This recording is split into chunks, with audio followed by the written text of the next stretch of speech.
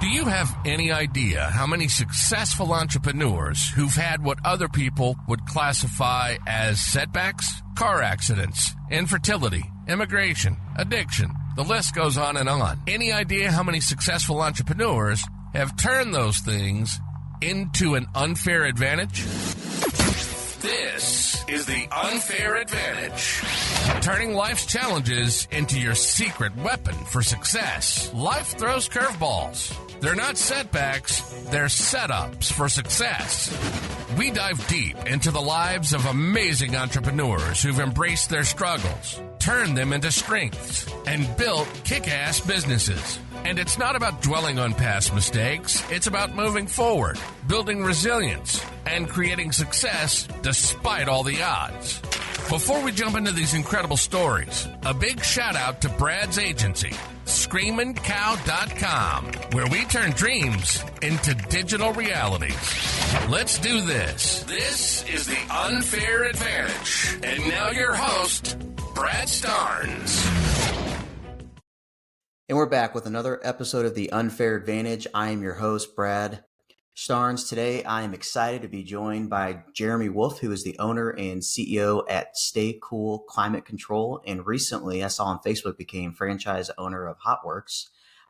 Jeremy grew up in O'Fallon, Missouri, where his early entrepreneurial journey began by selling golf balls and hot dogs on the golf course. In high school, he ran a business that generated over $250K a year in profit, but lost everything when his house was raided by the DEA, which we will cover in this episode.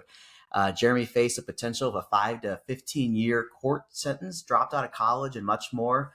But now he has came back on top, and he runs a legal HVAC business, which does over $2 million a year in revenue.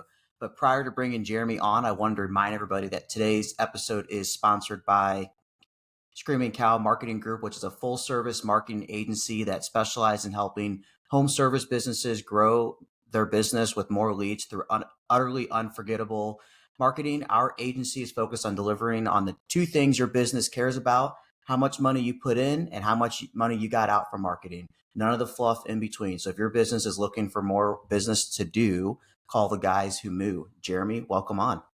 Thanks for the introduction. I really appreciate you having me today, and I'm excited to kind of get into this and share the story.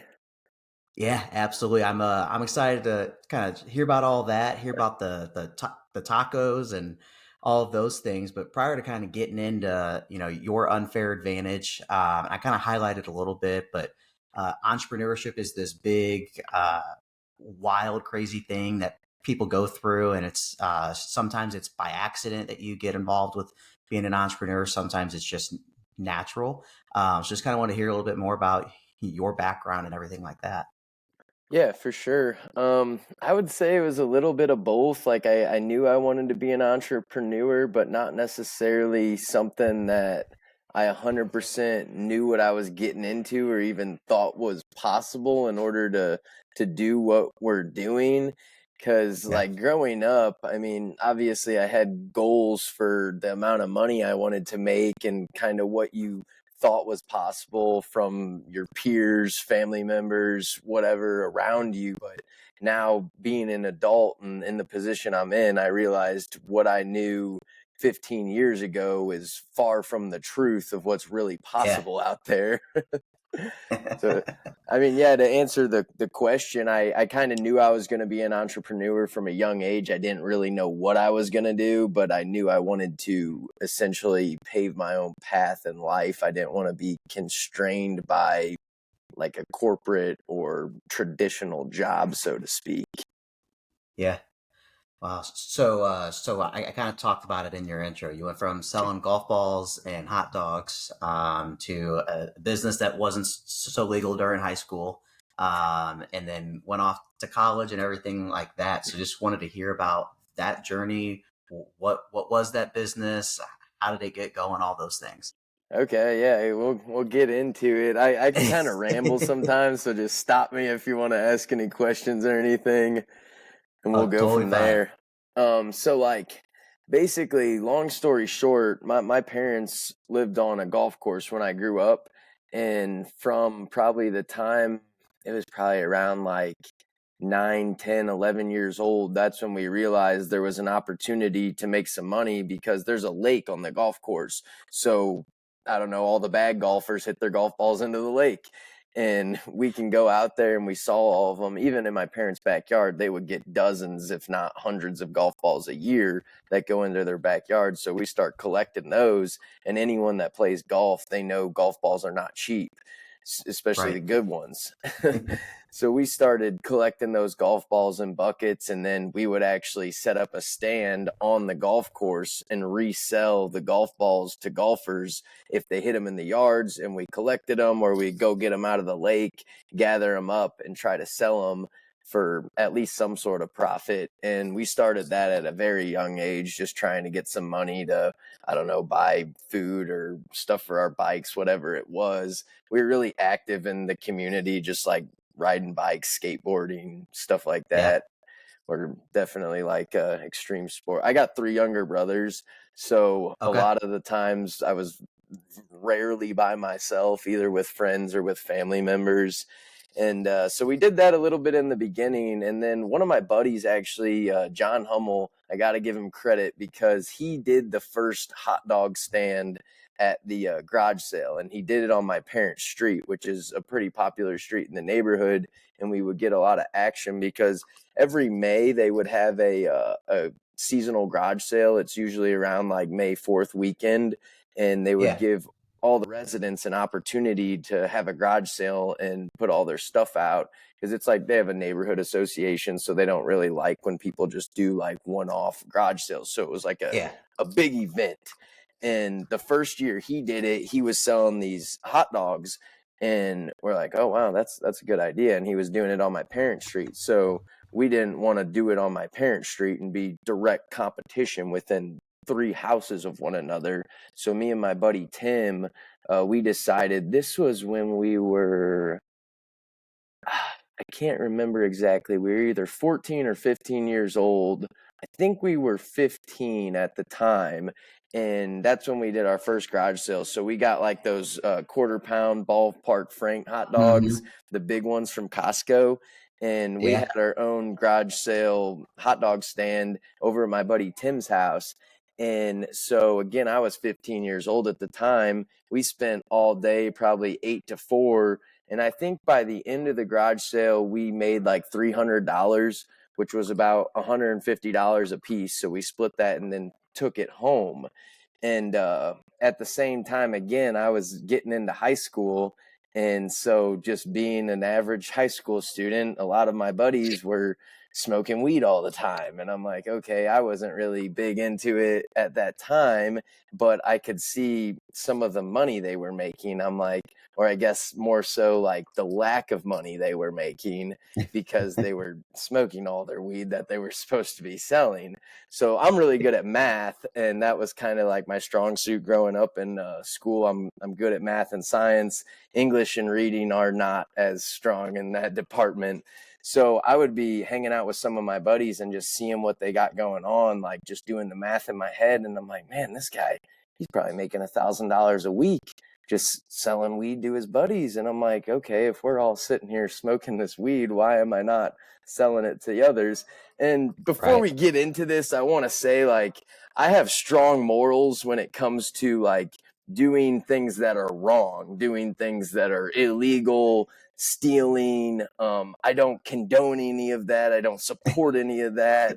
And I have a strong belief that, and obviously marijuana is legal in most of the country now. So I truly believe it's a plant, it's a medicine, and it helps people. So again, before we get into this tangent, I just want people to know I don't just support selling drugs. That's not something I support or condone. Weed's a little bit different because it's a plant. So people can make the argument all day long, but I do want people to understand that I don't support illegal activities like that. It was just kind of an opportunity I saw, and at the time I took it because I'm like, this is how I didn't know what I didn't know. I didn't know there was other avenues I could start making money at that age. So again, I would hang out with these certain guys and kind of see what they got going on. And then after doing the math in my head, I'm like, okay, this doesn't really make sense for me not to do something like this. So the first day we did that garage sale, I got $150. And with that $150, I was able to buy like a half ounce of weed, and that's 14 grams. So I bought the half ounce, I think for, at the time it was like $180. And then we would sell the grams for $20 a piece. So we were able to make $280 off the half ounce, and then net profit about $100. So the first day, it was actually funny because we had the garage sale, and then my parents were actually out of town. My dad was in Mexico for like a work trip, and my mom was in Chicago with all my little brothers I think it was Cinco de Mayo. So she was at her parents' house doing something for the summer with all my little brothers. So it was just me in the house. So I took the $150 that we made. I bought that half ounce of weed, and then me and my buddies threw a party that night at my parents' house. And that ended up turning into a huge ordeal. By the end of the night, we had like 15 cop cars there. Some people, and I don't really know because this was 13 years ago. Some people say there was a helicopter because basically we had a party. A lot of our friends were smoking weed. We were selling weed there to get rid of and smoking it as well. So we were all in my parents' basement. We had all the windows open, just airing out the house. And we didn't realize that was going to make the whole street smell. So someone called the cops. The cops are thinking we're like over here with pounds and pounds of weed or something crazy going on, but we were really just smoking some joints and stuff in the basement. Yeah. So by the end of the night, they like fully, I guess they were like waiting outside to see people coming in and out. And then they eventually came up to the door. One of the guys at the party answered it. He went down to get me, and by that time the cop followed him into the house, and they were all coming in. They're like, party's over, we're shutting this thing down. And we're 15-year-old kids, so we weren't even legally adults. They're like, where are your parents at? What's going on? I had to call my parents. They're talking to the cops. Then they had to send their friends over to come like pick me up, or I was going to go to jail. We ended up not getting, I think they gave us like possession charges, and we were able to get those expunged because, again, we were 15. So when we turned, this was May 4th or around there, I don't know the exact date, but on May 31st, I was turning 16. So as soon as I turned 16, all those charges just went away. I had to take like a drug class or something in order to just expunge that off my record. Yeah. But that was probably the night that kind of started it all, because we were able to go from essentially $0 with the hot dogs. We had to get some money from his parents. We paid them back for the hot dogs. And then we took the hot dog money. We bought some weed. We doubled our money that way.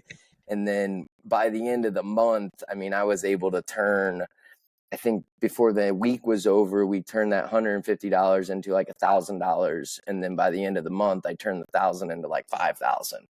And I'm like, oh, wow, this is pretty lucrative. I'm a 15-year-old kid, and I just made less or more than like $5,000 in a month selling a plant.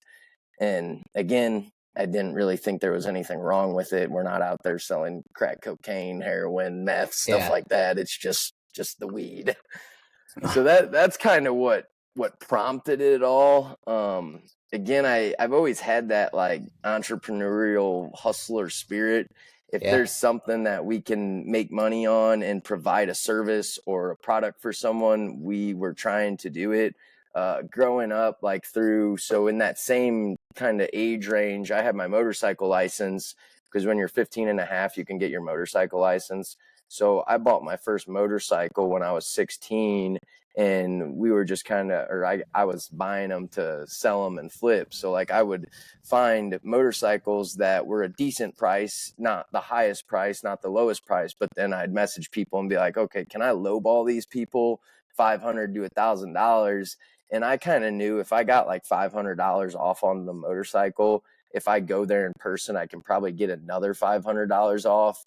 And then by the time I clean them up, fix a few things, I can probably sell them for another $1,000 more. So that's how I created the spread in order to make that money, $1,000, $2,000 here selling these motorcycles. And I did that a little bit in high school, a little bit in college. At one point in college, I thought I was going to open a used car dealership. So as we got older, the weed thing kind of amplified. So we started selling grams for $20. And then eventually I'm like, okay, I don't want to make 1,000 transactions because it is illegal. It's dangerous. You could get caught by the cops. So at some point, some of my buddies that were also selling weed, I was like, hey, here's the deal. I'll get it for you guys, and I'm only going to sell you guys like ounces of weed. And then you can go sell the ounces as grams. So now instead of touching 150 people a month, I might have had 10 transactions with 10 different people. So that made the risk go down for me, but the reward was still there because we're still making the money. So I'm like, that happened for a while. By the time, it was actually funny. So the first time, at this time, Colorado was kind of like the mecca of marijuana. That's where everyone got the low prices, and me and my buddies kind of knew that. So a couple of my buddies knew some guys out in Colorado that we wanted to meet with and go over just try to get like better prices on bulk quantities of weed. So I was 15 at the time, or actually I was 16 at the time. So I just got my driver's license, and one of my buddies, he was like, hey, you can borrow my car. And, or actually before that. So me, my buddy, and two other people, we went out to Colorado, and we met this guy, this guy, Kurt, that I knew, he basically knew another guy, and I was supposed to go up there and act like his cousin in order to get a couple pounds of weed, and we were going to bring it back to Missouri and make some money. So we got up to Colorado, and the guy wasn't answering. And we're like, okay, we just drove 14 hours. We got all this money. We have to go home in a certain amount of time. I told my parents I was like going to my buddy's house to ride four-wheelers because we all like motorcycles. And so they thought I was in like southern Missouri riding four-wheelers, and we're out in Colorado, and we're 15-year-old kids. And the guy wasn't answering. So we're like, what do we do? And I was like, you know what? I'm going to look on Craigslist. And it was wild, but we found this guy's number on Craigslist. We called him. We're like, hey, we want to buy some weed, dude. Come meet up with us. And that was super sketchy because it's Craigslist. We're 15. We're out of state. We don't know what's going on. So we called the guy. He's like, yeah, I'll meet up with you. And I remember it so vividly because it was such a crazy portion of my life. We met this guy in a parking lot. He gets in the car. I was sitting in the middle seat, and my buddy's next to me, and then the two people we went with are in the front. And he's like, okay, how much do you guys want? And we're like, how much can you get? And he's like, I can get a quarter pound, and it's going to be, I don't even know what it was. It was like $400 or something. And so we're like, okay, get us as much as you can get us. Here's the money. And we never met this guy before in our life. We got his number off Craigslist 30 minutes before. So I'm like, hey, leave your bag in here, something like you could rob us. So he's like, okay, I'll leave my stuff in here. And I remember he hopped out of the car, and I'm like, hey, Tim, let's look through this dude's bag, make sure he doesn't have a gun. And we're looking through his bag. He doesn't have anything sketchy. So we're like, okay, cool. We'll see what happens.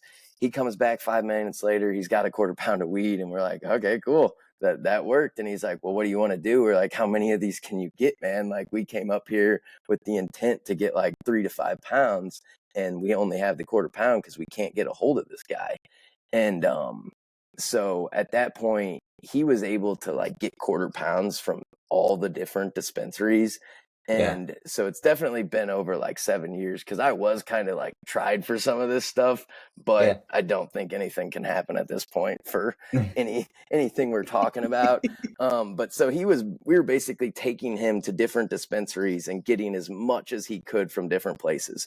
So we did that probably 10 different times that day, and we ended up with like 2 or 3 pounds of weed. And then by the time the night was over, we kind of had what we wanted, but the guy we initially called, he ended up calling us back, and he's like, hey, I'm ready. Sorry, I was in the mountains. I had no service. And we're like, well, shoot, like, yeah, I guess we'll get 2 more pounds if we can afford it. Then we might as well take as much as we can and go back to Missouri. Because, I mean, we could get basically everything we were buying out of state we could easily double the price and then come back and make a good profit on it.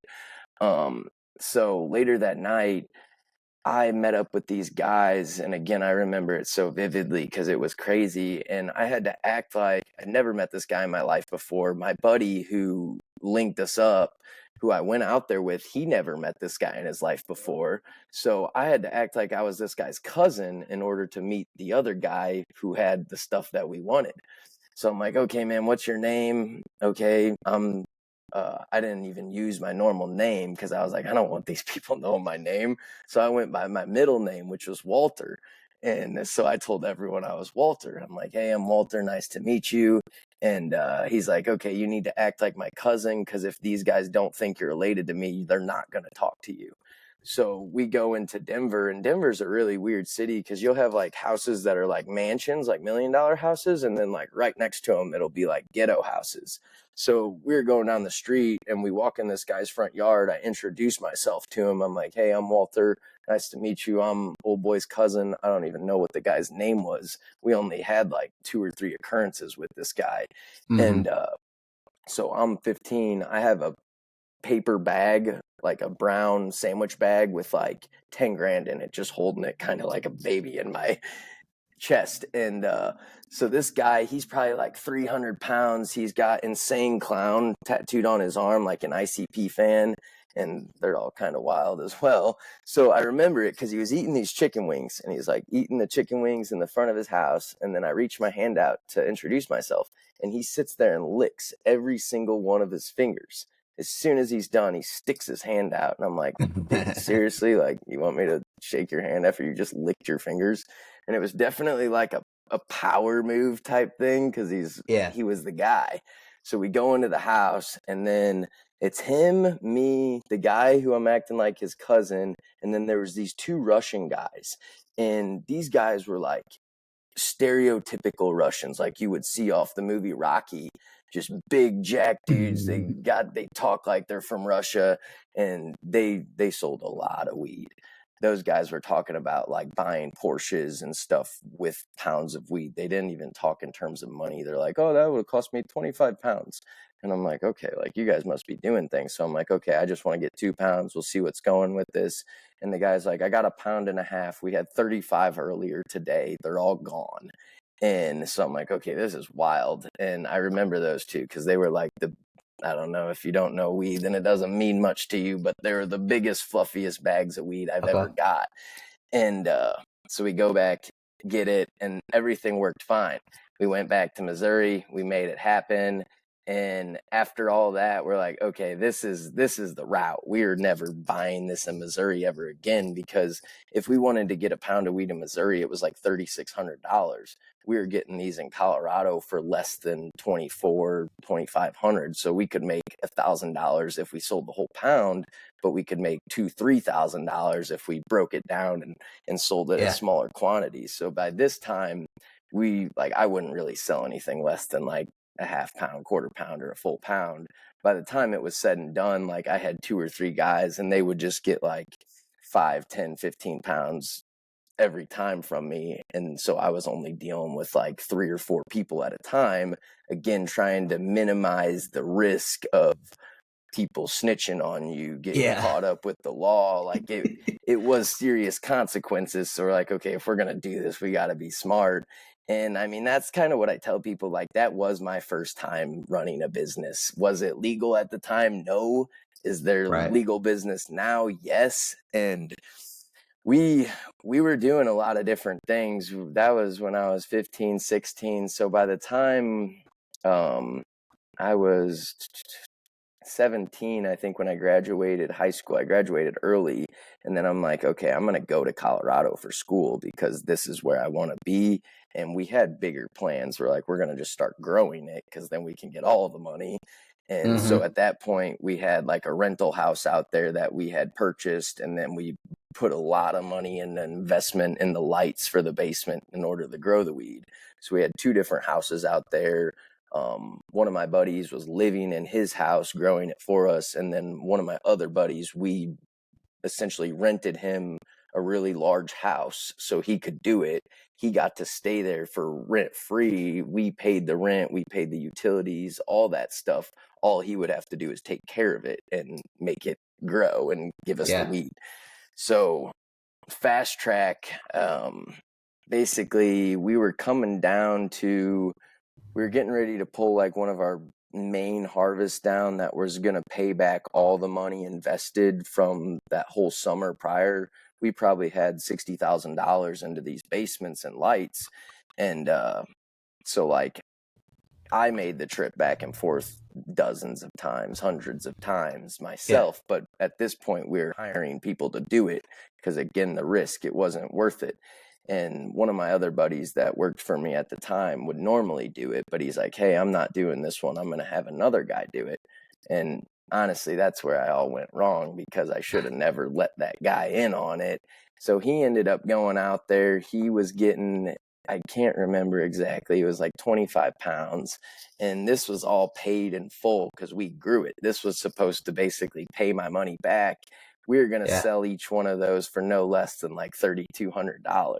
So if you do the math, there was quite a bit of money coming back. And when he was coming back, he actually got caught up by the DEA.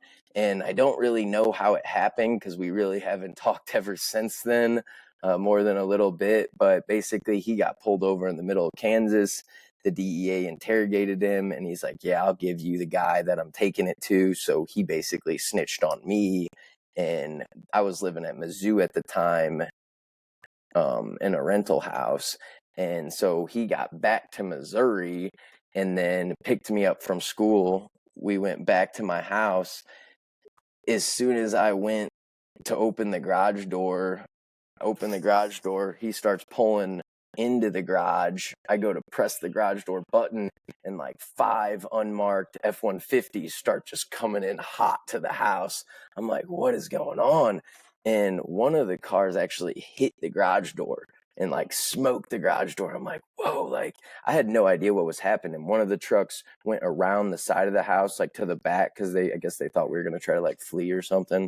And so it was basically, it was the DEA officer from Kansas, and he was paired up with like the local Columbia narcotics team. So they did like it's called a sting raid, where basically you get, they got a warrant from the judge, but it was based on like hearsay, because the one guy that got pulled over, his name was Eric. I don't have a problem saying that because he kind of screwed me. But so he got pulled over and brought them back to my house. And I guess just the fact that he called me and I answered and told him to pick me up, that was enough for them to get a warrant from the judge. So then they got this warrant from the judge and basically did this sting operation. And when they got to my house, I didn't really have anything in the house because everything was supposed to be in the car. They had like dummy bags in the car. They took all the real stuff out and then just like stuffed these bags.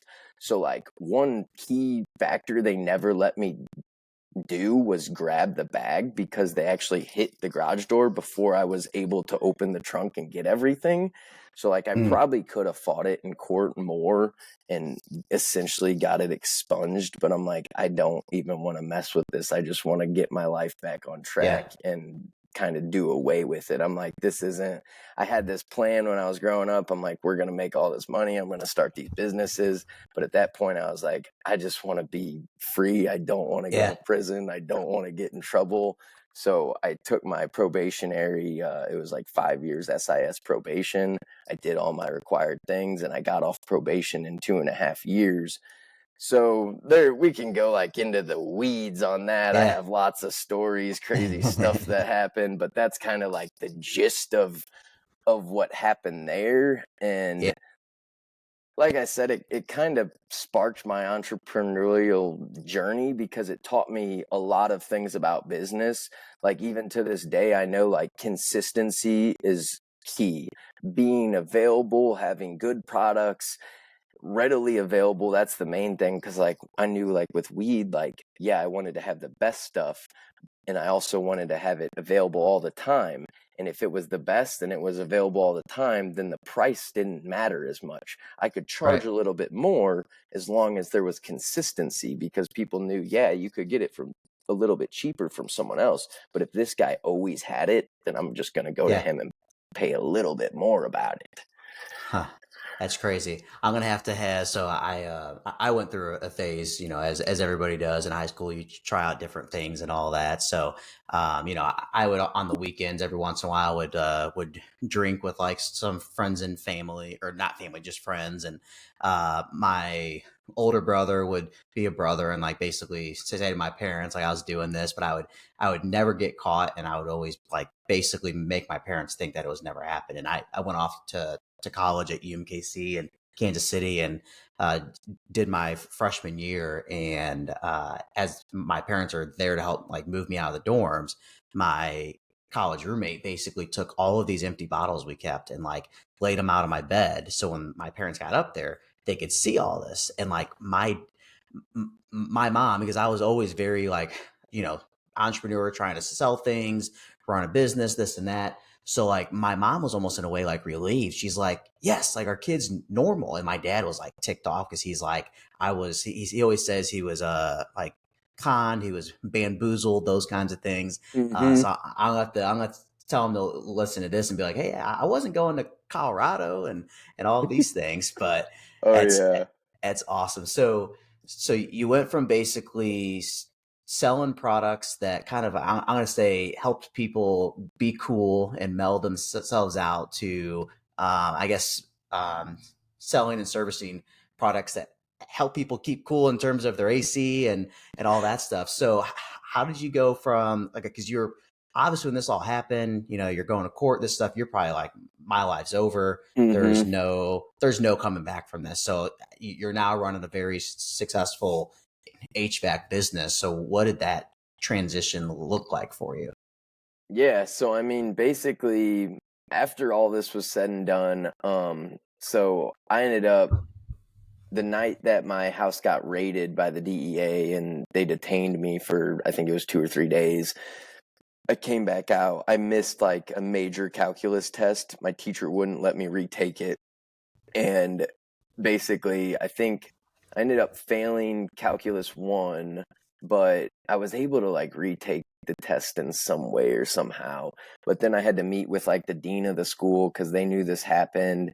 And basically at Mizzou, they were like, hey, you need to do 250 hours of community service. You need to do all this and all that. And I was going to school for engineering, and I knew I didn't want to work in an office as an engineer crunching numbers Yeah. all day. So at that point, I was like, you know what, I'm gonna leave. Like this is it. I'm done with college. I'm not gonna do this. I'm not gonna do the community service. I don't see myself doing this job. So I remember it too because I called my dad and I was sitting in the library in Mizzou, and I was like, man, I'm done. Like I can't do this anymore. And I was kind of freaking out. And he's like, calm down. Like what's going on, man? It'll be okay. And I was like, I'm gonna lose my mind. Like if I have to keep doing this, it's not gonna be healthy for me. Like I'm done. Yeah. So he's like, all right, come home, we'll figure it out. So I went home. I didn't really like go home for real that time, but I went home, kind of talked to him. We're like, hey, like if you don't want to do this, just come move back in with us. We'll figure out what you want to do long term and kind of go from there. So I ended up dropping out of Mizzou and left school at the end. It was at the end of the semester, so like I finished the semester out. I didn't just leave, but at the end of the semester I never re-enrolled. I guess Yeah. I wasn't allowed to because I didn't do the community service. So I went back to my parents' house, and at this time I was facing some prison time. I had two pending Class B felonies, 5 to 15 years apiece, so I didn't really know what I was looking at. The first offer they gave me was 8 and serve, so they wanted me to serve 8 years of a state prison sentence. And if you know anything about that, typically on your first offense you'll serve 15% of it. So I was potentially going to go to prison for about a year and a half.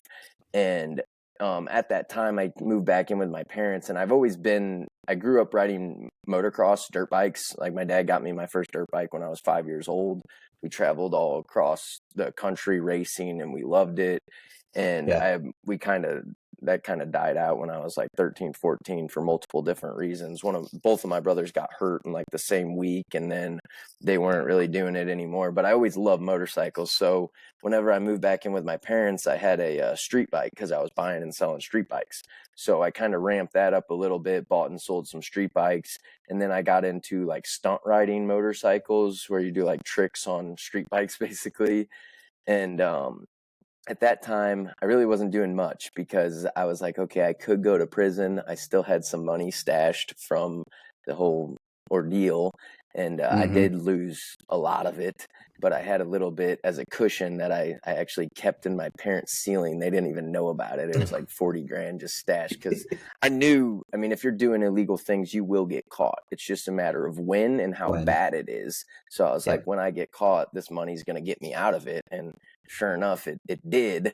So I was living with them, and they're like, hey man, you got to do something. Like, you can't just ride motorcycles all day. This is not sustainable. This is not what you're going to do.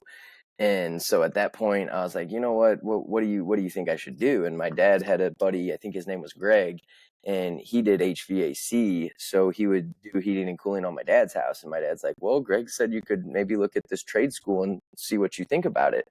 And I was like, okay, let's give it a try. And honestly, that was American Trade School, and me and my dad went to visit the school together. And at that point, I was literally like checking a box, like, I'm gonna make my parents happy.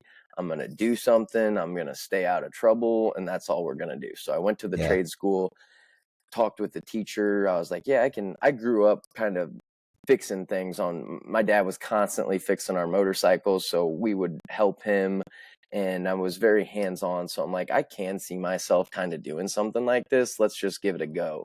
So that was like an 18-month program through American Trade School. And about halfway through the program, I'm like, this is really good. Like, it's teaching me electrical, it's teaching me plumbing, it's teaching me HVAC, it's teaching me about airflow, humidity, all these different things. And I'm a math and science guy. I love that stuff. I love Mm-hmm. science.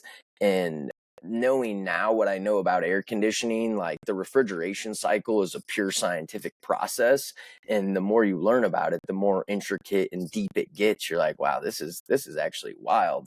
So I did kind of fall in love with like learning about the equipment and everything, but I still had that entrepreneurial spirit to me, and kind of knew, okay, maybe eventually I'll start doing my own thing. So my teacher liked me. Like, going through high school, I was always a straight A student. I was never like the class clown. I just like to get my work done and be done with it. I wouldn't really talk to people until my work was done. And then after the work was done, then I would have my fun. So I did take school seriously. And then going into trade school, I took that very seriously as well. So I was kind of like top of the class in there. My teacher, he basically made a phone call and got me my first job. He's like, hey, if you show up, you got the job. I already told him Yeah. everything he needs to know about you. And so I got my first job doing HVAC with the smaller company, and finished the school program. And then the first company I worked for, it wasn't bad, but the boss's mindset I didn't like it. Like, he mentioned one time, he was like, I haven't taken a vacation in 17 years. And I'm like, okay, that's a red flag. Either Mm-hmm. you're very controlling, you never want to leave, you don't have time, you don't have money. When you're running a successful business, it should flow to a degree. So it's like, if you haven't taken a job or a vacation in 17 years and you expect me to do the same thing as your employee, then you're crazy. Yeah. So at kind of the first opportunity that I had to leave there, I took it, and I started working for basically a one-man show. That was my old boss, Jeremy, that I worked for, and he taught me a lot. Like, I got out of school, I went to the one smaller company. I worked there for about 6 to 8 months, and they taught me a lot of basics, and I was more of a helper. But then when I Right. started working for this other guy, he kind of like threw me to the wolves because I was his only guy, and he realized I was pretty intelligent and I could get things done. So I remember, like, the first day we were installing this equipment, we met up, we got it done till about noon, and then he looks at me and he's like, hey, I gotta go.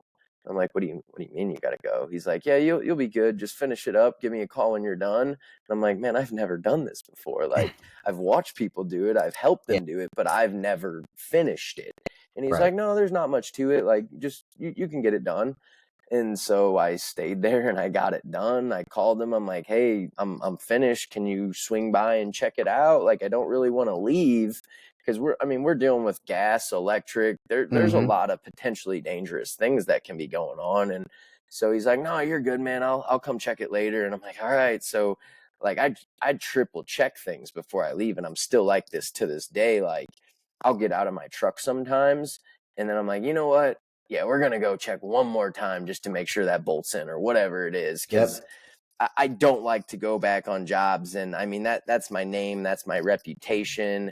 That's everything there is. So if we're going back on jobs and have to redo things, that never looks good. I always tell people, I'm like, I want this to be the first visit and really the last visit until we come back to do maintenance, because you're going to be upset. Your neighbors are going to see us out there. They're going to wonder what's going on. Why is this guy always at your house? They just put this part in or whatever it may be. And that's just not how we do business. So, again, I worked for him for a while. That was about, I don't even know, like 3 years. And again, like going into it, I didn't know much, but I had to quickly learn because, so like the second day we went to work, he was supposed to meet with me at this job down in Eureka, and he calls me. He's like, hey, meet me down there and we'll get it going. So I go down there. He calls me. He's like, hey, man, I'm going to be late. Just start ripping the stuff out. So I start ripping it out, and then he shows up, unloads the equipment from his truck, and then all of a sudden he's giving me like a run through, like, hey, you need to do this, and I'm like, okay, why is he like, this guy's gonna stay with me, why is he telling me all this? And then he's like, all right, are you good? And I'm like, what do you mean? Yeah, like I'll be okay. And he's like, why? I gotta go. And I was like, what? Whoa, like, you can't go. And like, so that was my second day working with him, and I do not kid, like I actually had like tears that day, because it wasn't like I was like crying, but I was so like nervous and like, how am I going to get all this done? I don't really know what I'm doing. Like the anxiety, the pressure was getting to me. And I'm like, I don't know, like this is out of my comfort zone. And that's kind of when I realized, like, okay, getting out of your comfort zone is how you're going to have to grow as a human. And a lot of these were just life lessons as a person. So I ended up staying there.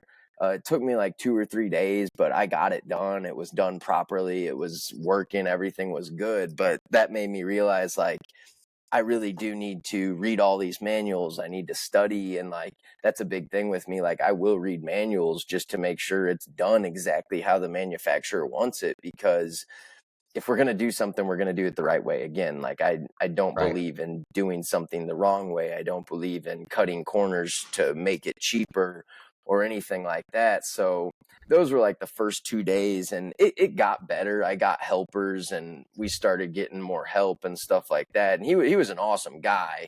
Nothing against him. It was just, he wasn't big enough to have for him to be with me all the time. Not that it was right or wrong for him to leave me like that, with no help, but it was kind of the worst, best thing that could have happened to me, because it put me in that position where I was forced to learn. Like, no matter what, I'm going to come here, get better, and learn. So we did that for probably, again, like 3 or 4 years. He ended up hiring some helpers eventually. So when I left, there was actually 4 of us there, me and then 3 other guys I was training. And so this all happened. This was around 2019 is when I kind of planned my way out. So I graduated high school early in 2013, went to college for about a year and a half, almost 2 years, and then I got into the trade school. So about 2019, I was like, okay, what is required for me to get a license? What do I have to do to get insurance? What do I have to do to make a business website? Like, I was like, I'm ready to start doing this legit. And because at that point, I knew how to install the equipment. I knew how to service it. I didn't know really anything about sales.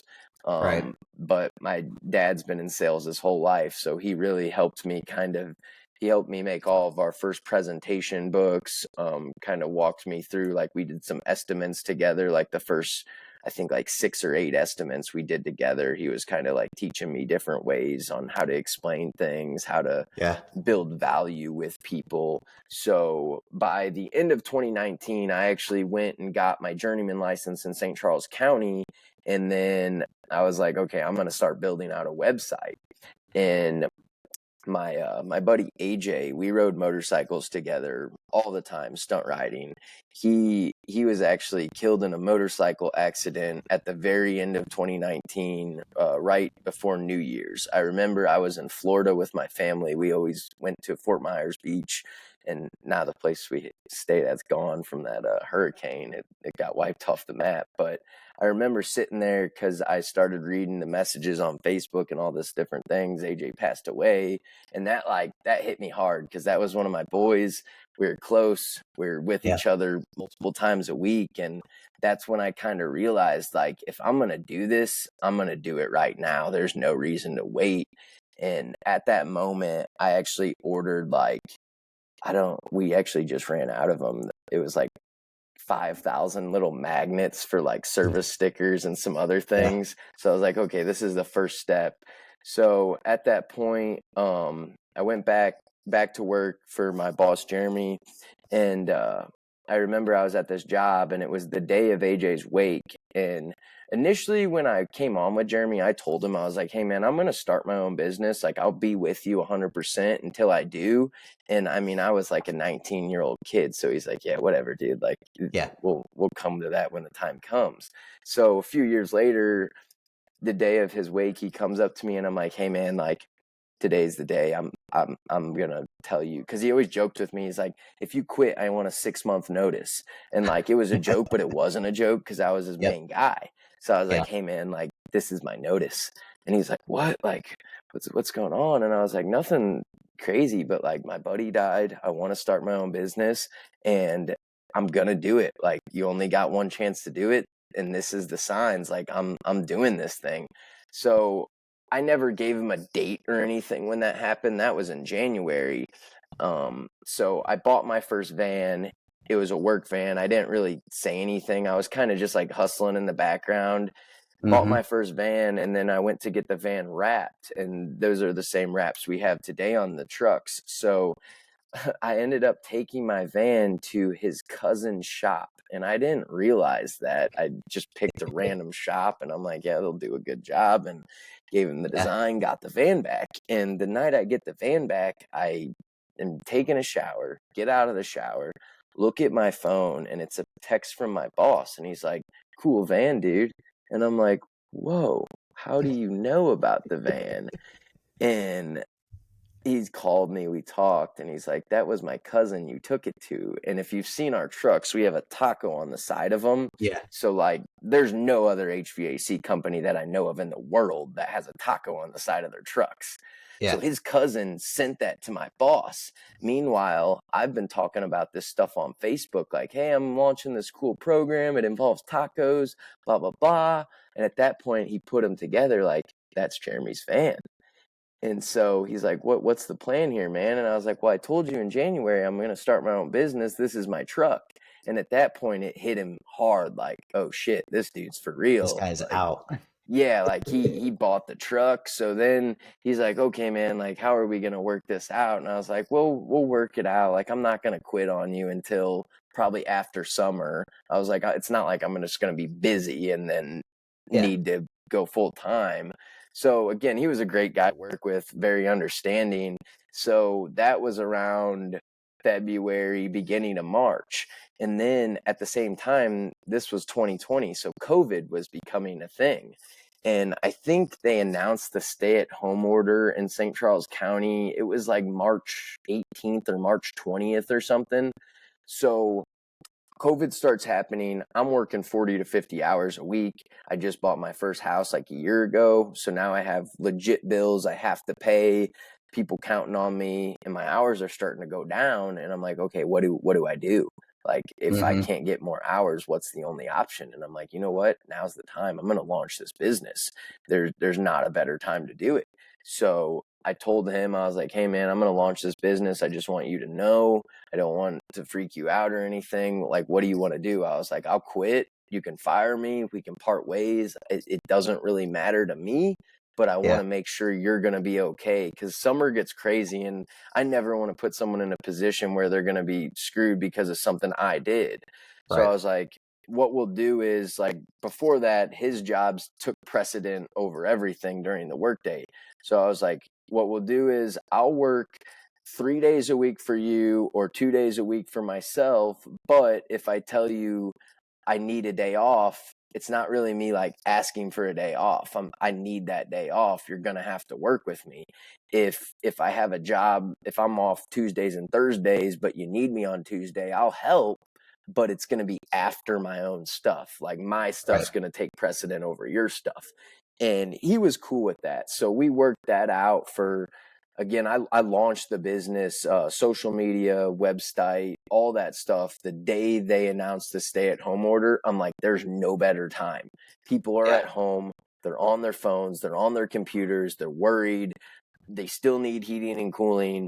And like, I'd been doing side work for my friends and family and stuff in the meantime, and I wasn't slow with that. I was getting busier and busier and busier. So as my normal job's kind of tailing off, my business was kind of speeding up a little bit.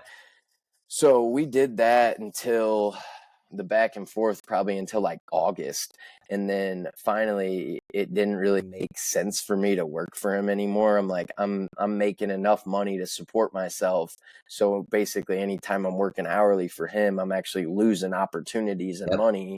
So I'm like, okay, I have to pull the trigger.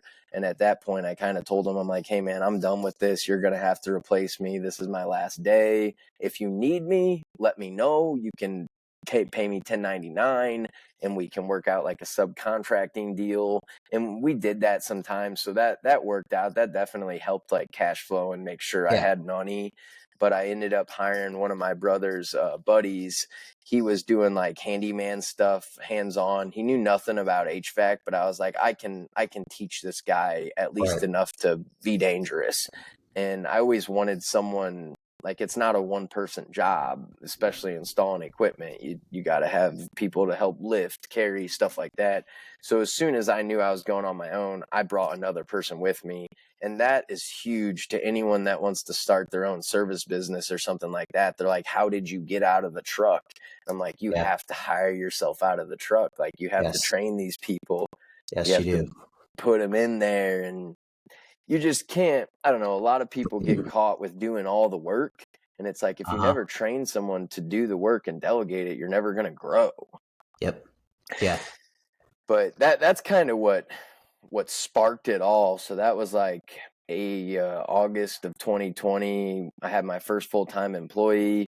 And then again, I have 3 younger brothers. So my brother Carter, he graduated college. Can't remember. I think it was, I don't know if it was 2020, because he's 3 years.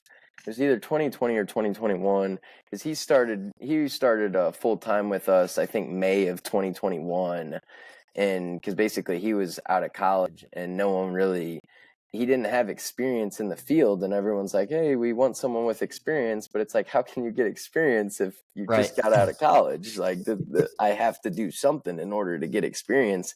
And I never really, like, I never wanted to decide things for people. So like, I never approached him like, hey, do you want to come work with me? And that's what I remember having the conversation with my dad. I was like, if he wants to come work with me, I will hire him, but I want him to ask.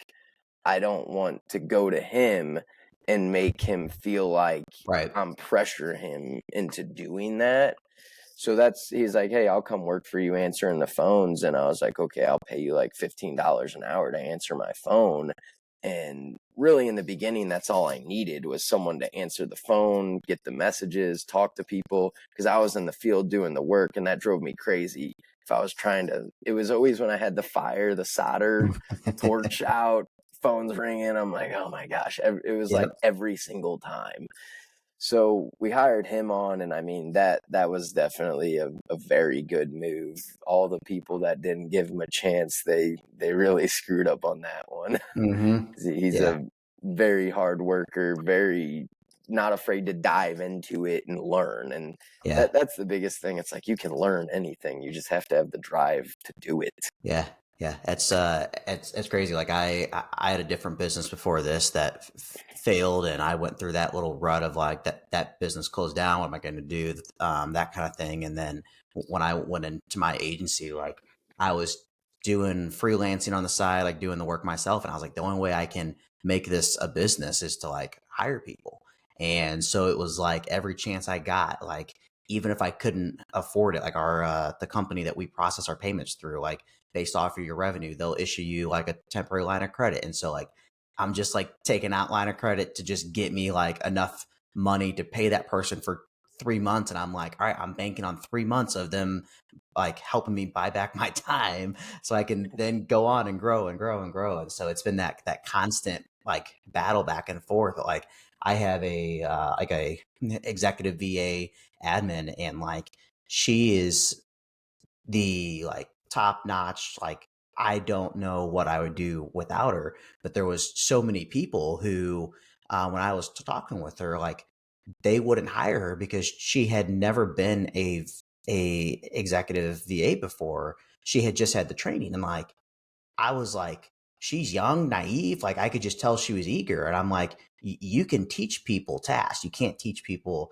how to be eager and have the Yeah, the drive and hunger. passion. Yeah. And all that stuff. So it's interesting. Like when I talk to people, they're like, yeah, I've been in business for like 6 years and I'm hoping to grow more. And I'm like, well who else you got? Well, it's me and a buddy. We're working on. I'm like, you're never going to grow your business if you don't hire other people to do the work. Not that you can't do it, but you have to hire and give opportunity to others. That way you can grow your business and give opportunity to yourself. So, um, 100%. so wow, this is awesome. I love to hearing about all of this and everything that you've gone through and now growing the business and everything. So, um, kind of like looking back, like if there's somebody who's listening to this and they've gone through what you've gone through, or uh, even have little phases of what you've gone through, like what's that advice that you would give to them, like going into being an entrepreneur or getting out of that rut, anything like that? I mean, really just never being discouraged, never giving up. I mean, that's the biggest thing. I'm a huge fan of like Andy Frisella, and I Yeah. listen to a lot of his stuff, and he's like, man, it takes 20 years sometimes. And that's what people fail to understand, because like yeah, when I was 15, we were some kids selling weed, but we had this bigger dream, this bigger vision. Like me, my buddy Tim and Trey, we came up with this idea when we were 14, 15 that we wanted to run these companies that were able to almost like home services businesses. And I didn't know what a home service business was at the time. Right. And I think the biggest thing is like keeping your mind opening and knowing the possibilities. Like, again, like when I was 12, 13, 14, 15 years old, I didn't even know this stuff was possible. Like I didn't realize you could run a business, create a business, grow a business like this. I think the Yeah. biggest thing is just like you said, you can't teach the hunger, you can't teach the drive, you can't teach the work ethic. If you have those things, you can be successful. It's just the consistency and the drive to keep going. And it's like the consistency is so important. If you're not good enough, learn, grow, get better. Hmm. If you want to get better at sales, study sales, read books, hanging out with your friends, going to the bar, doing all these things. It's not gonna help you. And that's kind of like even right now, and I was talking to my dad a little bit about this yesterday. It's like I'm almost having like, I don't even know what to call it, like for lack of better terms, like an identity crisis. Like how far do I want to take this thing at the expense of my life, so to speak? because it's like right now we're doing 2 million in revenue. We have a healthy profit margin and we know we can go places, but how much time do I want to devote to it? Because when I grew the business from $0 to, I mean, really $1.5 million, 2 million last year, I had some fun. I drift my car in my free time, and we like extreme sports, mountain biking, snowboarding, stuff like that. So it's like, but the first 3 years of my business, I did nothing. I missed family vacations. I wouldn't hang out with my friends. I wouldn't do anything. I would work from 6 a.m. till 10 p.m. and that's all I did. Yep. And present day, I'm like, okay, how am I going to bring this thing to 10 million, to 20 million?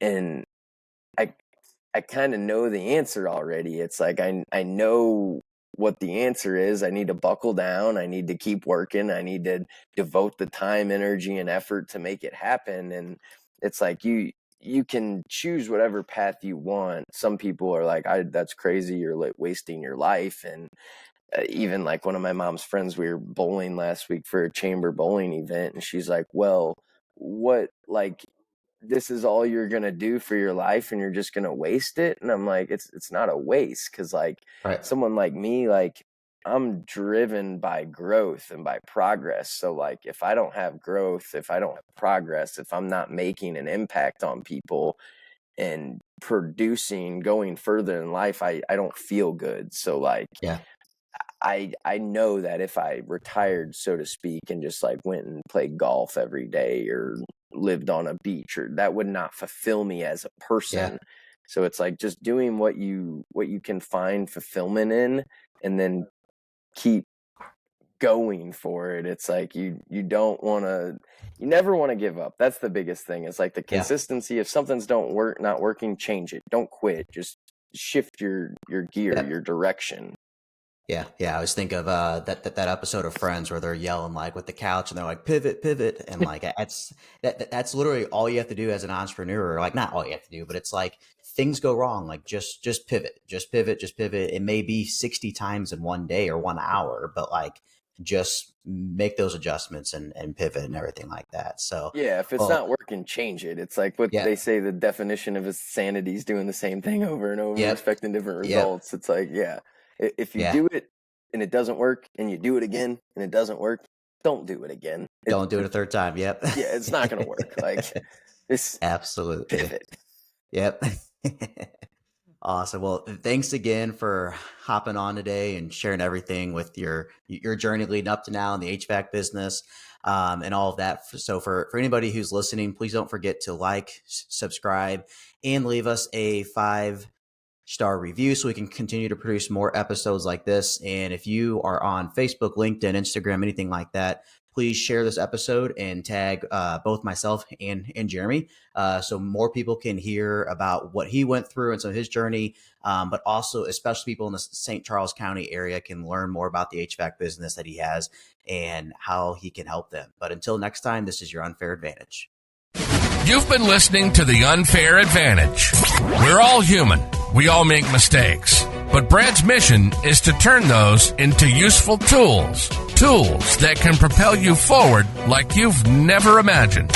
He's not an expert, but he's been in the trenches. He hit rock bottom when his fintech company folded in 18 months. And he was knee-deep in the poor me attitude. But you know what? He bounced back. And now, his mission is to help you do the same. We hope you've enjoyed the show. Make sure to like, rate, and review. Visit the website at bradstarnes.fyi. The podcast URL is unfairadvantagepodcast.com. And find Brad on Facebook and LinkedIn at Brad Starnes Official. See you next time on The Unfair Advantage.